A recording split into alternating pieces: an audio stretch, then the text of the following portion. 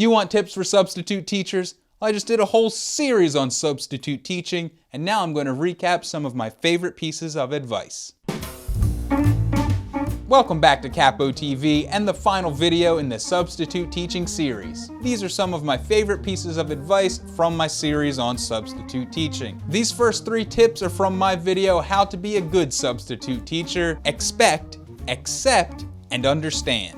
First, expect 50% or more of the students won't work on the assignment at all. Second, accept that some of the kids won't cooperate with you no matter what you do. And third, understand that most students would rather be anywhere else besides school. These 3 things are the reality of being a substitute, and the sooner you internalize them, the better your days will go. I'll put a link to that video in the description below if you want more details on how to be a good substitute. This next tip is inspired by my video on why I hate write-ups as a substitute teacher. Know the school's discipline process before you get caught making empty threats to students. It's just plain foolish to make discipline threats that you can't or won't follow through on. Plus, do you really want all the headaches of frivolous referrals? Here's a fun one from How to Be a Bad Substitute. Don't be clueless about technology. If you're going to survive as a substitute in this day and age, you need to be comfortable with some common school technology. DVD, VCR, CRT, TV combos are still staples in many schools. And for crying out loud, learn how to turn on a projector and an Elmo presentation camera. You could call this next one a life tip, but it's especially true in substitute teaching. Lighten up, have some fun, and laugh at the weirdness. I tell students all the time that things are different in the real world, and I mean that literally. School is a world of make-believe where things don't make sense. One day everyone thinks you're married to your sister, and the next day you're catching up with the little brother of your sister's cheating ex-boyfriend.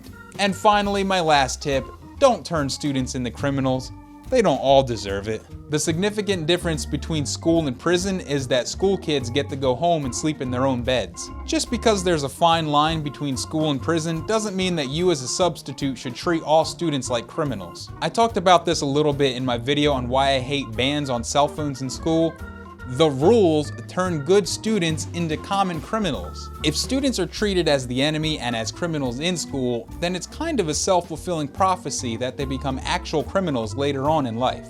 There's no need to criminalize someone for being out a minute too long on a hall pass. Really, the only time that I'll treat a student like a criminal is when he or she actually behaves like a criminal and violates the rights of others or destroys school property. Other than that, the system is designed to make people into criminals over the stupidest little things. Well, if you made it through all that and you're still not subscribed, what is wrong with you? Make sure you hit that subscribe button before you go so you don't miss any future amazing videos from Capo TV. Remember, school's a joke, you don't want to be the punchline, so subscribe, and that's one step closer to not being a joke yourself. So, I guess until next time, thanks for watching, see you later, bye.